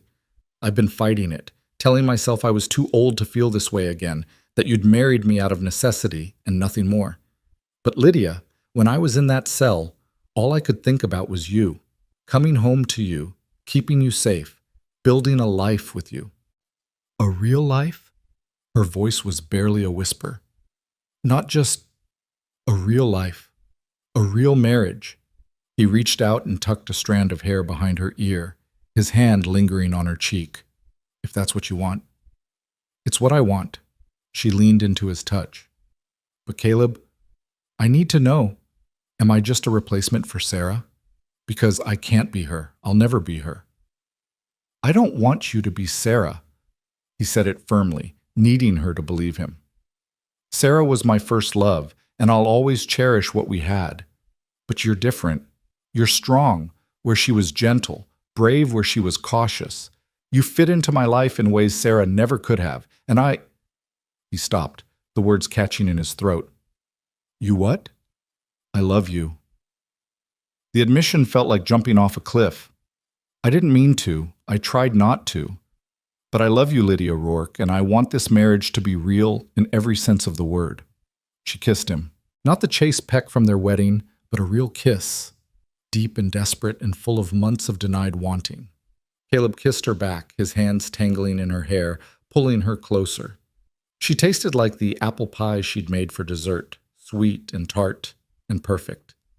When they finally broke apart, both breathing hard, Lydia rested her forehead against his. I love you too, she whispered. I think I have for weeks now, but I was too scared to admit it. No more being scared. He kissed her again, softer this time. No more pretending this is just practical. What about separate rooms? He smiled against her lips. What about them? I think, she said slowly, her cheeks pink even in the darkness, that maybe we don't need them anymore. Heat flooded through him, but he forced himself to slow down. Are you sure? We don't have to rush. I can wait until you're ready. I'm ready. She looked up at him, and there was no doubt in her eyes. Take me to bed, Caleb. Your bed. Where I should have been all along. He stood and pulled her up with him, and they went into the house together, closing the door on the past and all its ghosts. That night, Caleb Rourke and Lydia Rourke became husband and wife in truth, and the house that had been so empty for so long was finally, truly, a home again. In the weeks that followed, life settled into a new normal, one that felt right in ways Caleb had forgotten were possible. He'd wake to find Lydia beside him, her dark hair spread across the pillow, and feel gratitude so intense it hurt. They'd have breakfast as a family, with Thomas chattering about his plans for the day. Caleb would work the ranch, but now he'd come in for lunch and steal kisses in the kitchen while Lydia swatted him away, laughing. In the evenings, they'd sit together on the porch, her hand in his, while Thomas played with the barn cat. The town slowly came around. With Polk exposed as a criminal and awaiting trial, people began to see Caleb and Lydia's marriage in a different light. Mrs. Henderson made a point of inviting them to Sunday dinner. Mr. Carter gave them credit at the store without being asked. Even the women who'd turned away at church started nodding politely when they passed. Caleb didn't care about the town's approval, but Lydia did. She'd spent too long being judged, and the acceptance, grudging though it was, meant something to her. So he held his tongue when people who'd shunned her suddenly wanted to be friendly, and he let her rebuild the social connections she needed. Thomas thrived. He grew taller, stronger, more confident. He followed Caleb everywhere, learning to rope and ride and tend cattle. He called Caleb Pa without hesitation now, and when people asked if Thomas was Caleb's natural son, Caleb would say, "He's my son in every way that counts." The adoption papers came through in May, making it official. Thomas Rourke, legally and forever. They celebrated with a special dinner and a cake Lydia baked, and Thomas wore his best clothes and looked so proud Caleb had to turn away to hide the tears in his eyes. "You're crying, Pa," Thomas said, coming over to tug on his sleeve. "Happy tears, buddy, just happy tears." That night in bed, Lydia curled against Caleb's side and whispered, "Thank you for loving my son like he's yours." "He is mine." Caleb kissed the top of her head. "Just like you're mine." "Yours," she agreed and kissed his chest. "Always." In June, Herman Polk was tried for cattle rustling and sentenced to 6 years in prison. Caleb and Lydia didn't attend the trial. They'd moved past Polk, past all the fear and anger he'd caused. But when Sheriff Taylor rode out to tell them the verdict, Caleb shook his hand and felt the last knot of tension in his chest finally release. "It's over," he told Lydia that evening. "He can't hurt us anymore." "It was over the moment we stood together," she said. "The moment we became a real family. That's when we won." She was right. They'd faced down threats and gossip and the law itself, and they'd emerged stronger for it. What had started as a desperate bargain in a blizzard had become something neither of them expected: a real love, a real marriage, a real family. But they weren't finished building that family yet. On a hot July afternoon, Lydia asked Caleb to sit down at the kitchen table, her face nervous and excited all at once. "I have something to tell you," she said. "What's wrong?" "Nothing's wrong. Everything's right. It's just—" She took his hands. "Caleb, I'm pregnant." The world seemed to stop. Caleb stared at her, his mind trying to process what she'd just said. A baby. Their baby. After everything, after loss and loneliness and learning to love again. A baby. Are you sure? I'm sure. The doctor confirmed it yesterday when I went to town. Her eyes searched his face. Are you happy? I know we didn't plan this, and if it's too much... He pulled her into his lap and kissed her until they were both breathless. I'm happy. God, Lydia, I'm so damn happy I can barely breathe. She laughed, the sound bright and free. I was so worried you'd think it was too soon, or that you wouldn't want... I want everything with you. A house full of children, a lifetime of mornings waking up beside you, growing old together on this ranch. He pressed his hand to her still flat stomach. This baby is a gift, just like you and Thomas are gifts I never expected but can't imagine living without. Thomas burst into the kitchen, tracking mud across Lydia's clean floor. Pa, come see. The new calf is walking. In a minute, buddy. Your mom and I have something to tell you first. Caleb lifted Thomas onto his other knee, balancing both his son and his wife. How would you feel about being a big brother? Thomas's eyes went wide. A baby? Really? Really, Lydia said, smoothing his hair. Sometime around Christmas. Do you think you can help take care of a baby brother or sister? I'll be the best big brother ever. Thomas threw his arms around both of them. Wait until I tell Buck. He scrambled down and ran back outside, presumably to share the news with his favorite horse.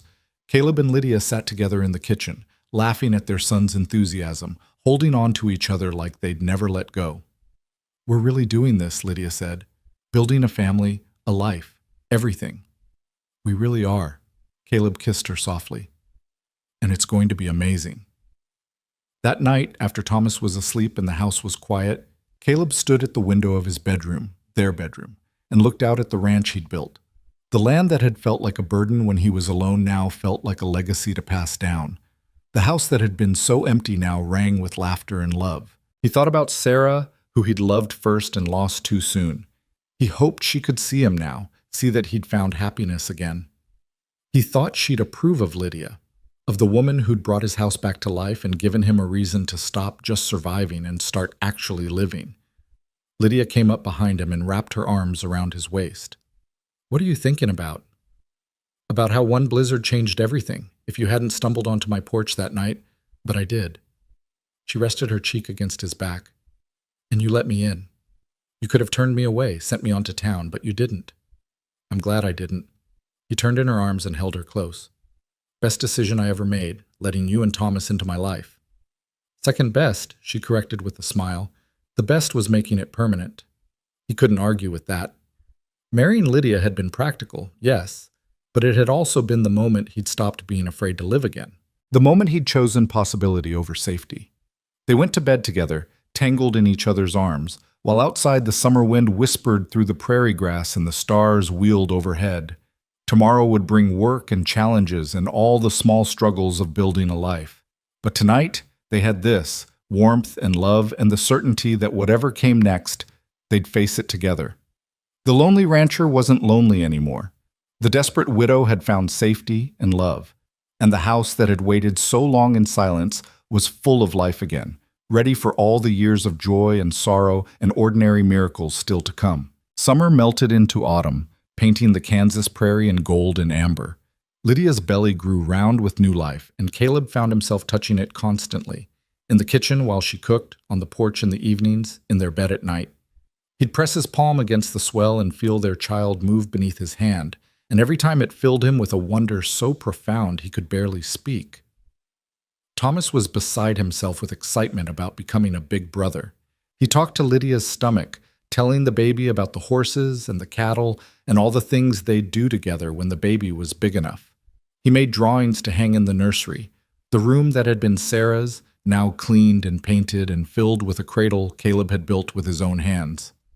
Will the baby like me, Ma? Thomas asked one evening as Lydia tucked him into bed. The baby will love you, she assured him, kissing his forehead. You're going to be the best big brother in the whole world.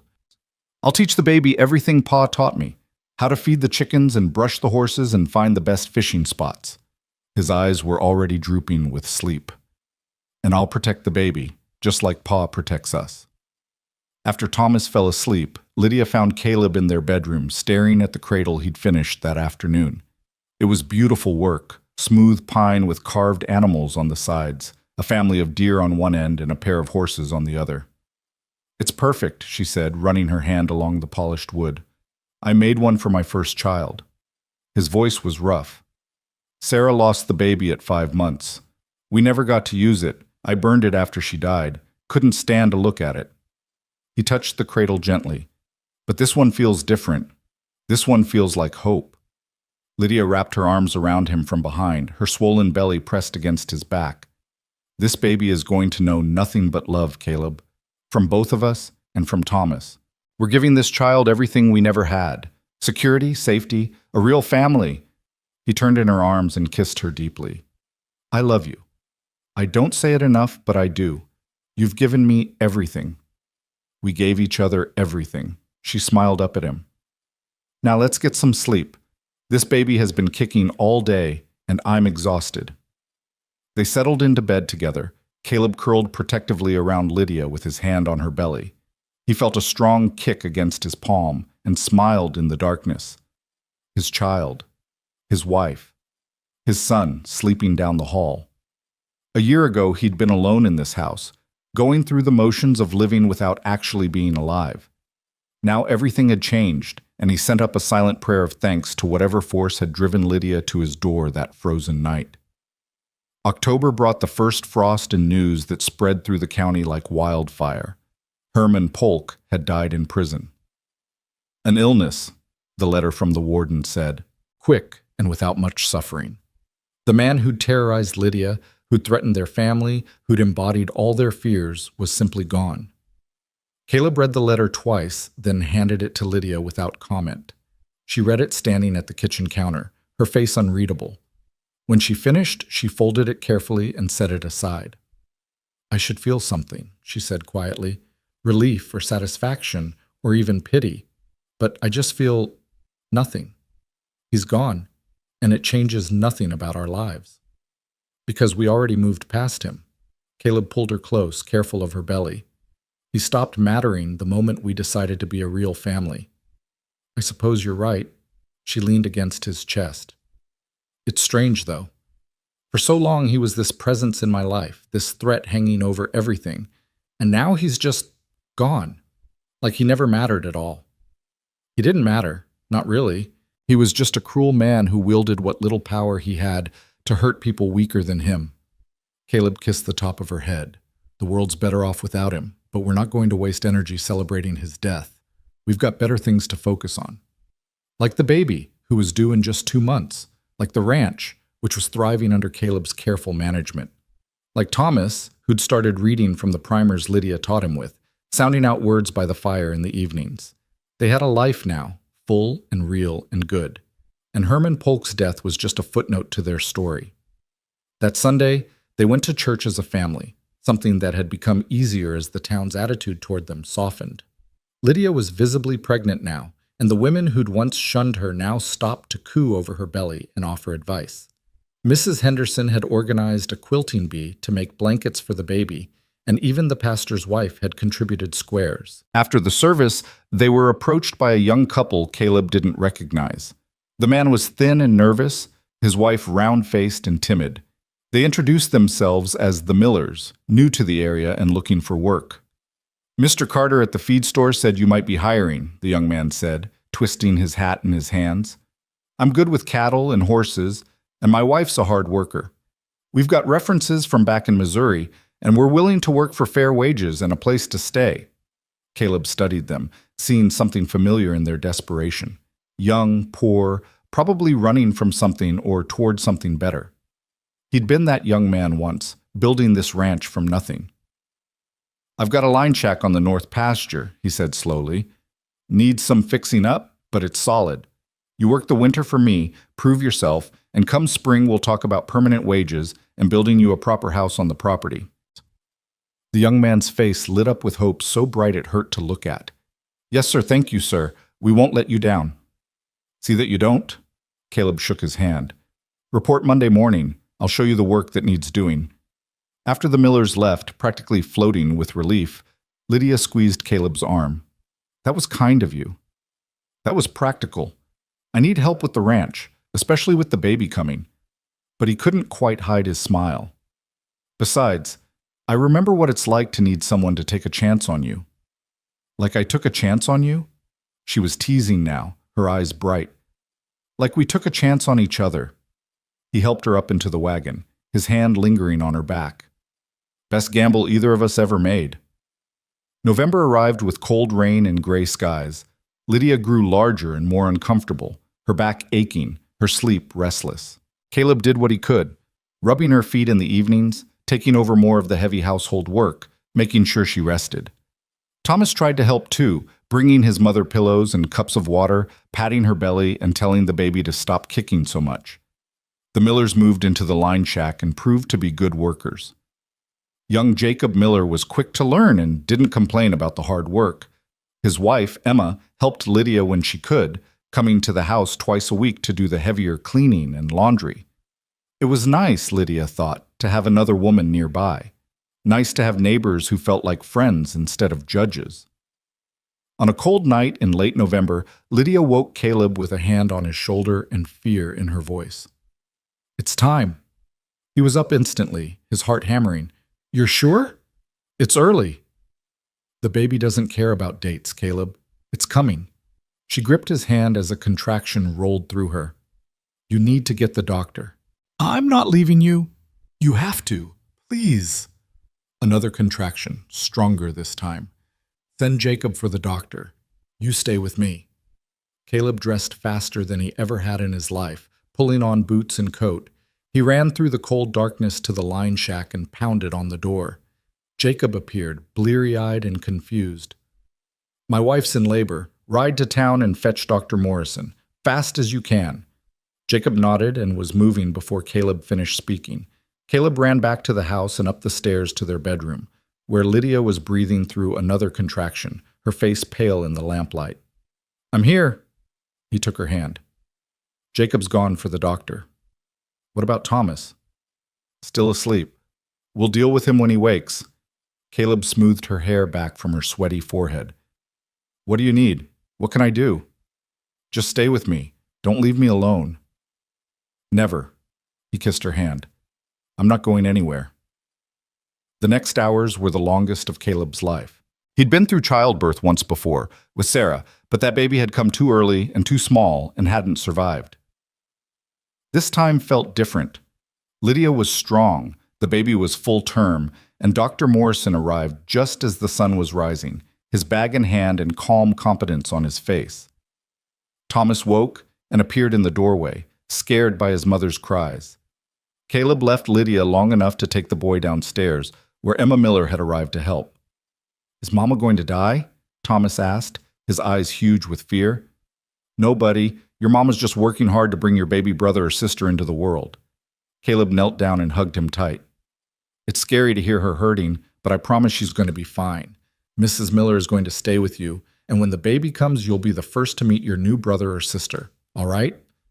Thomas nodded, not quite convinced, but trusting his father. Caleb kissed his forehead and ran back upstairs where Lydia was gripping the bedpost and pushing with everything she had. Almost there, Dr. Morrison said.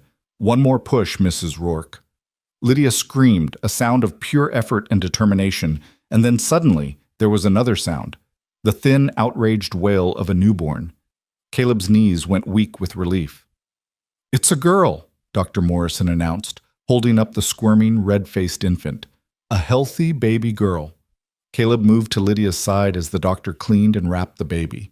She was exhausted, her hair plastered to her head with sweat, but she'd never looked more beautiful to him.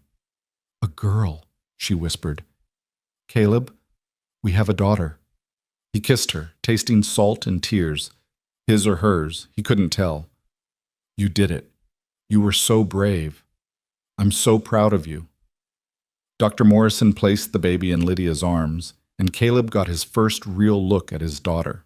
She was tiny and perfect, with a cap of dark hair and Lydia's delicate features. Her eyes were unfocused but alert, taking in this strange new world, and when Caleb touched her miniature hand, she gripped his finger with surprising strength. "Hello, little one," he said, his voice breaking. "I'm your pa, and that's your mama. And you've got a big brother downstairs who can't wait to meet you." "What should we name her?" Lydia asked, stroking the baby's cheek with gentle fingers. Caleb thought of Sarah, his first wife, who he'd loved and lost. Thought of Lydia, his second wife, who'd brought him back to life. Thought of the future stretching ahead, full of promise and hope. "Hope," he said. "Let's name her Hope, because that's what she represents. Hope for the future. Hope that good things can come after loss. Hope that families can be built from broken pieces." Lydia smiled through her tears. "Hope Rourke, it's perfect." Well, they let Thomas come up to meet his sister, and the boy was appropriately awed by the tiny creature in his mother's arms. He touched her hand carefully, his expression serious and protective. "I'm going to take care of you," he told the baby solemnly. "I'm your big brother, and I won't let anything bad happen to you ever." Caleb pulled his son close with one arm while keeping the other around Lydia and the baby. His family, complete now in a way he'd never imagined possible. 2 children, a wife he loved more than his own life, a home full of warmth and laughter and purpose. Dr. Morrison left after ensuring both mother and baby were healthy. Emma Miller brought up food and fresh linens, cooing over the baby before leaving the new family alone. Caleb helped Lydia get cleaned up and settled more comfortably in bed, the baby sleeping in her arms. "Thank you," Lydia said softly. "For what?" "For taking us in that night. For protecting us. For loving us." She looked up at him with eyes full of emotion. "For giving me a home and a family and a life I never dreamed I could have again." "You gave me the same things." He sat carefully on the edge of the bed. "I was half dead before you came, Lydia, just going through the motions. You and Thomas brought me back to life, and now hope." He touched his daughter's soft hair. "Now we have everything." "Not quite everything." Lydia's smile turned mischievous despite her exhaustion. "We don't have a bigger house yet." He laughed, the sound startling the baby, who made a small noise of protest. "Are you saying this house isn't big enough?" "I'm saying if we're going to keep having babies, we might need to add on a few more rooms." "More babies?" His heart swelled at the thought. "You want more children?" "Eventually, when I've recovered from this one." She shifted Hope to a more comfortable position. "But yes, I want more. I want to fill this house with children and noise and life. And I want everything we never had growing up. Brothers and sisters who love each other, parents who are there, a home that feels safe. Then that's what we'll have." He leaned down and kissed her softly. "However many children you want, however big we need to make the house, we'll build it together." They settled into the new rhythm of life with an infant. Sleepless nights and endless diapers, the sweet weight of hope in their arms, the exhaustion mixed with joy. Thomas adjusted to being a big brother with the seriousness of someone given an important job. He'd help change diapers and fetch blankets and sing to Hope when she cried, his young voice surprisingly soothing. The ranch continued to thrive. Young Jacob Miller proved himself valuable enough that Caleb made the arrangement permanent come spring, giving the couple a plot of land to build their own house and a fair wage. It felt good to help someone else the way Caleb had once needed help, to pass along the opportunities he'd been given. Winter settled over the prairie, but the house stayed warm. Caleb added insulation and repaired the windows, making sure his family would never be cold again. He built toys for the children, a rocking horse for Thomas, a wooden rattle for Hope. He worked the ranch during the day and came home to a house full of life every evening. One night in January, after both children were asleep, Caleb and Lydia sat by the fire, wrapped in each other's arms. Outside, snow fell softly, reminding them both of that first night a year ago, when Lydia had stumbled to his door, half frozen and desperate. "Do you ever think about that night?" Lydia asked, reading his thoughts. "About how different things could have been if you'd turned us away?" "Every day." He held her closer. "If I'd sent you to town, you might have died. Or if you'd survived, you might have ended up with some other man, living some other life. And you'd still be alone in this big house. Probably would have sold it eventually, couldn't stand the emptiness." He kissed her hair. "But I didn't turn you away, and you didn't die, and here we are." "Here we are," she echoed. "Happy, together, loved. More than I ever thought I'd be again." He turned her face up to his. I want you to know something, Lydia. This marriage, this family, it's not just practical anymore. It hasn't been for a long time. This is real. This is forever. You're not just the woman who needed shelter. You're the love of my life, the mother of my children, my partner in everything. Tears spilled down her cheeks, catching the firelight. I know. I feel the same way. What started as necessity became something more, something better than I ever imagined possible. He kissed her then, deep and slow, tasting salt and sweetness. When they finally broke apart, they stayed close, foreheads touching, breathing the same air. I love you, she whispered. Not because you saved me, not because you gave me security, but because you're you, stubborn and kind and strong and gentle all at once. Because you love my son like he's yours. Because you gave me hope in more ways than one. Because when I look at you, I see home. I love you too. His voice was rough with emotion, and I'm going to spend the rest of my life making sure you never regret stumbling onto my porch that night. Never. She smiled through her tears. Best decision I ever made, freezing to death in the right place. He laughed and pulled her close, and they sat there in the firelight while the snow fell outside and their children slept upstairs. The house that had been so empty was full now, full of love and laughter and the messy, beautiful chaos of family life. Spring came again, bringing green grass and wildflowers, baby calves and new beginnings. Thomas turned 5 and started real lessons with a primer Caleb bought in town.